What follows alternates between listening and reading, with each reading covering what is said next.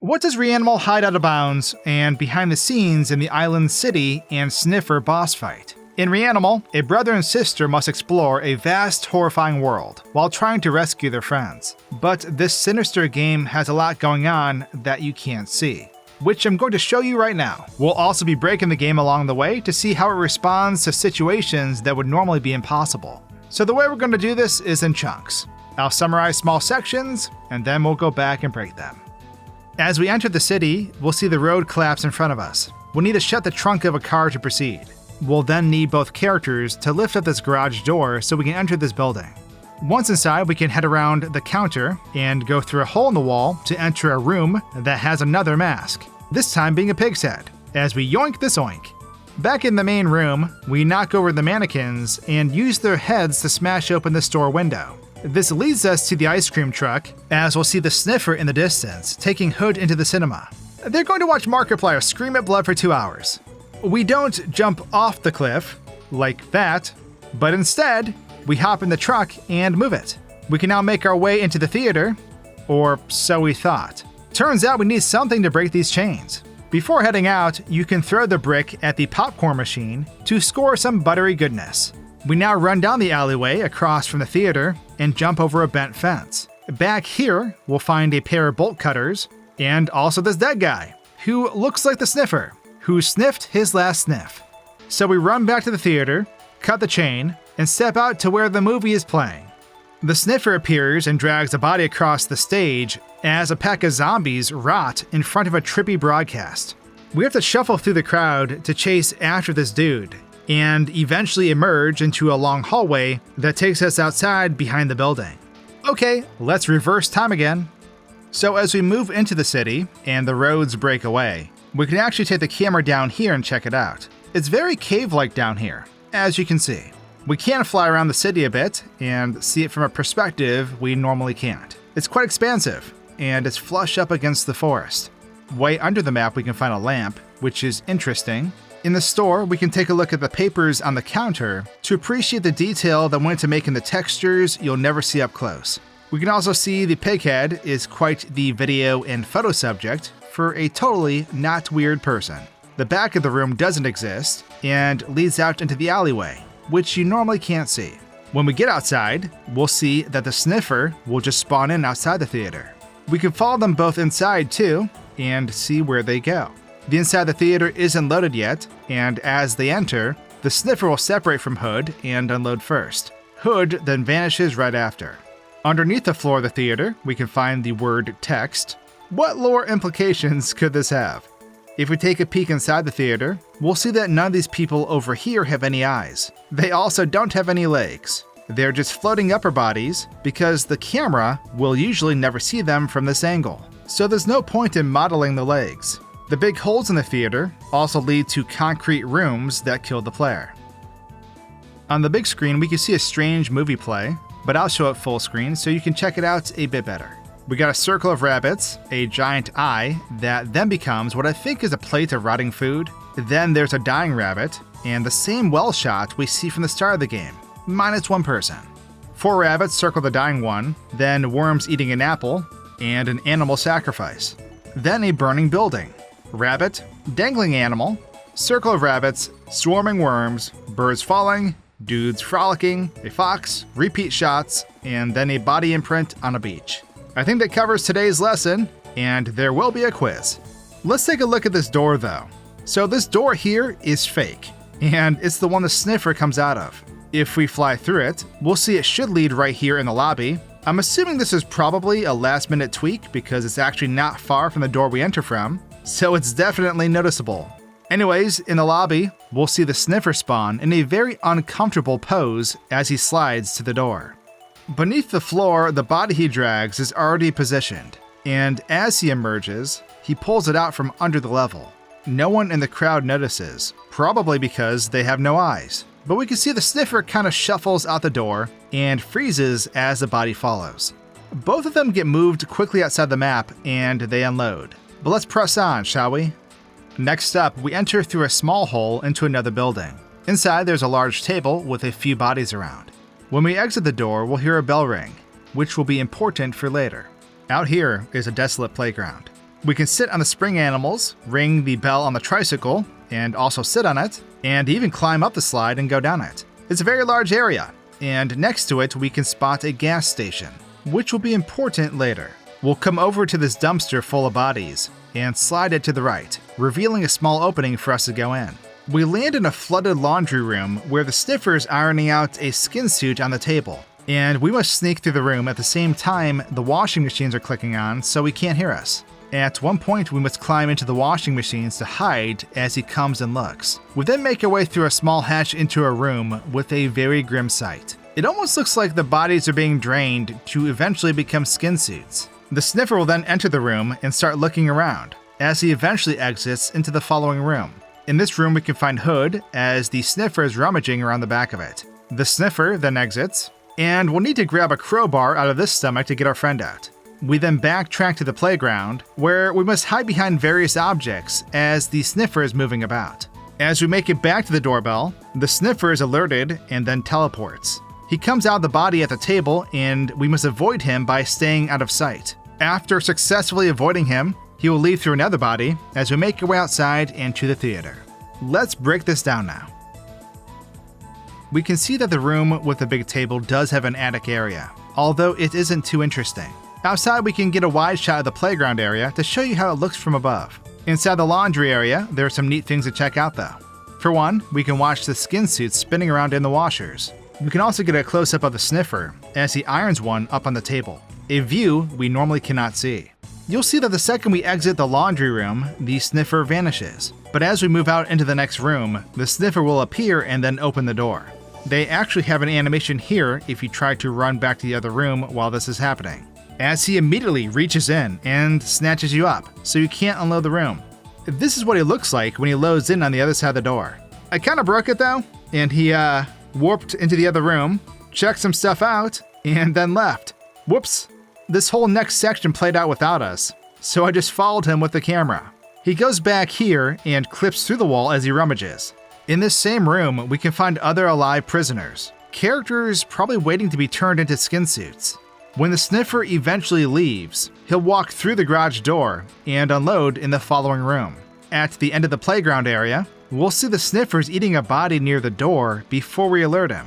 Or sniffing it. Who knows? It is always neat to see how they fit this lad into the various bodies in the game as he teleports about. We can watch him emerge from the blooded guy at the table as he then climbs on top of it. Something to note is that if the Sniffer can't reach you, but knows you're under the table, he can straight up smash it, killing you all. Brutal. As we retreat back through the theater, we'll enter a room that's behind the screen where we'll see the Sniffer's shadow being projected onto it. It's a really cool scare if you ask me. We eventually exit the theater and head across the street, but we can take a detour for another cool hat. There's a room with a spider in it that we can now access, and his cone is ours for the taking. Back outside, when we come down this alleyway, we'll find the Sniffer again as he comes at us on a tricycle. We need to run into this previous room so he can't get us. We will then head back up the path and use our crowbar to open a gate, which takes us to the gas station we saw before. Here, we will begin to fill up a container with gas as a wild chase ensues. We end up running for our life back through the town, ultimately stopping at the ice cream truck, filling it with gas, and then speeding off through a locked gate and into the forest. We follow a long and windy road as we pass various structures, before we suddenly get jumped by the Sniffer. He latches onto the side of a vehicle and a boss fight ensues. We must duck under his attacks and then strike him with our weapons. If we get hit twice, it's game over. After a while, he will go down, and then get sucked under the wheel as he is run over. The road then suddenly ends as our vehicle skids to a stop. However, it was too late, as we fall down to the beach below. We then see the well from the beginning of the game, followed by a shot of a lamb in a cave as it contorts horrifically. Suddenly, we then wake up on the beach. So now let's break this all down.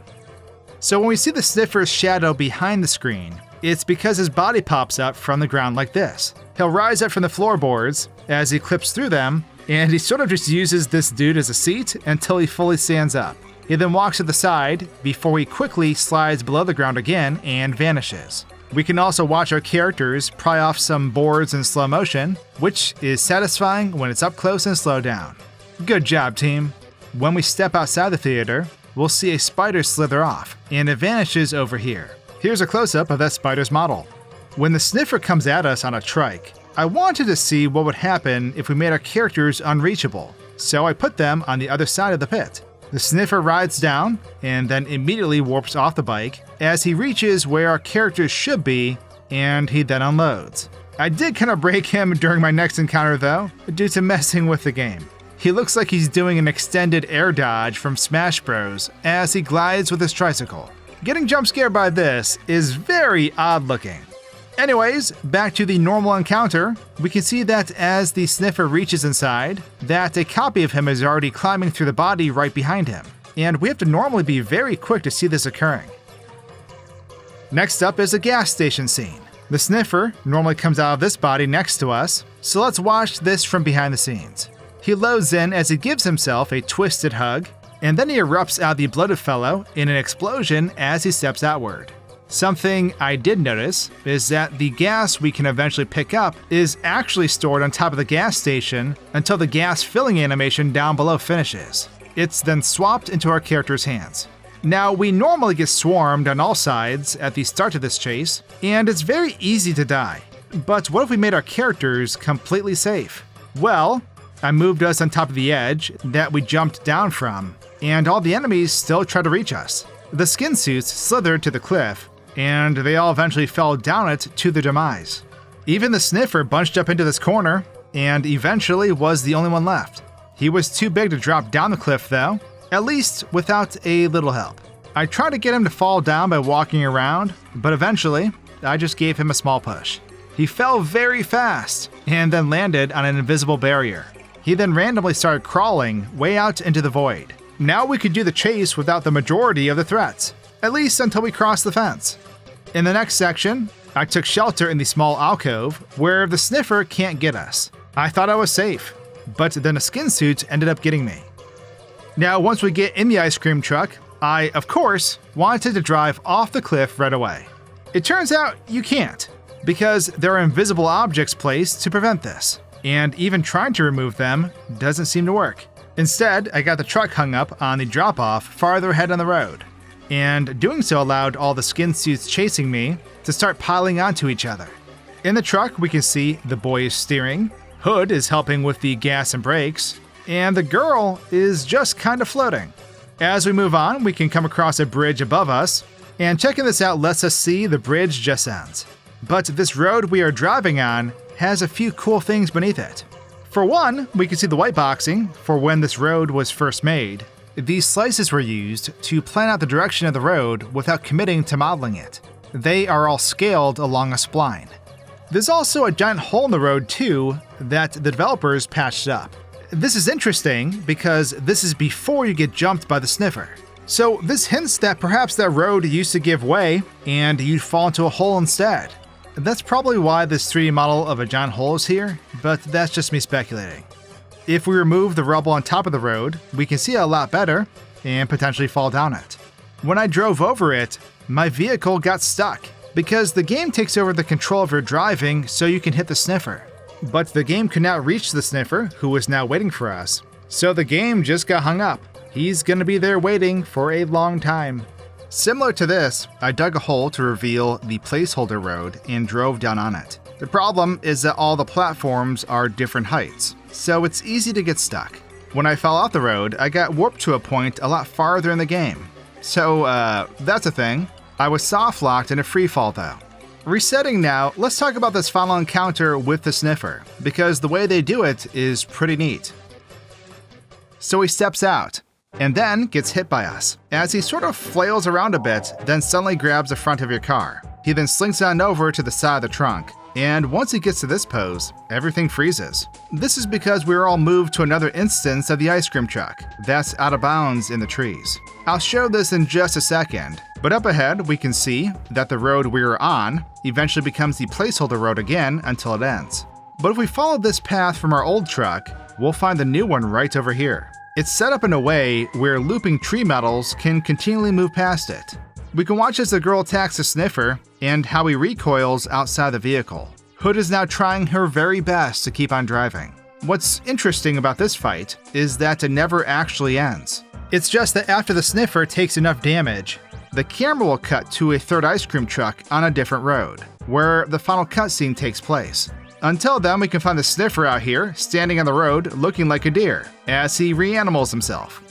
While this fight takes place, some cylinder physics objects will appear and just drop in the forest. They will roll across the water and bounce around, and I'm not sure why they are here, but they drop every time you spawn into this fight.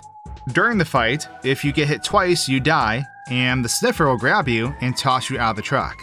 When this happens, the developers parent your character to the Sniffer's hand joint, so that your flailing body will follow his hand. If we follow in slow motion, we'll see our character float around in the forest as the game begins to reset. Before it does though, our character flies back into the truck to continue following the Sniffer's hand. It leads to some pretty funky looking animations as the boss fight continues, and the Sniffer just swings us around while attacking. Of course, you should never normally be able to see this. We can even get stabbed. How joyful. Moving on to the last shot, after the fight concludes, we can watch as our sniffling adversary struggles to hold on. His left leg ends up getting sucked under the tires as he is trampled by the truck. Meanwhile, if we look behind us, we'll see the boss fight still taking place, with copies of our characters still inside. We are currently present in the third ice cream truck too. We're dual-wielding weapons in here for some reason. Hood, driving like she's in GTA, slams on the brakes at the last second, and so we fall down and clip into the rocks below as our van sinks into the ground and our characters get jumbled up. We will stay down here while the sheep cutscene happens. This cutscene is stored in a room, way out of bounds, right next to the opening cutscene to the game. The sheep reverts to standing after the cutscene is done. We can actually check it out in person, and here's the well from up above. It's all just white boxing up here. The area in the background is the lamb cave. We can go over here and show this thing a piece of our mind, but unfortunately, we cannot ride on the holy sheep. As we come to, we are on the beach, and I want to interject something kind of neat here. So the only thing stopping you from skipping everything this island contains is one gate. And I suppose your trio to move your boat, and a crowbar for future encounters. But if you got past the gate here at the start of the game, you could just move forward to the next chapter without Hood, skipping the entire first hour of gameplay. Just food for thought, speedrunners. And with that, we've reached the end of the Forest Island. I hope you enjoyed this out-of-bounds adventure. Subscribe right now because there's tons more to see, and I'll see you all soon. Cheers!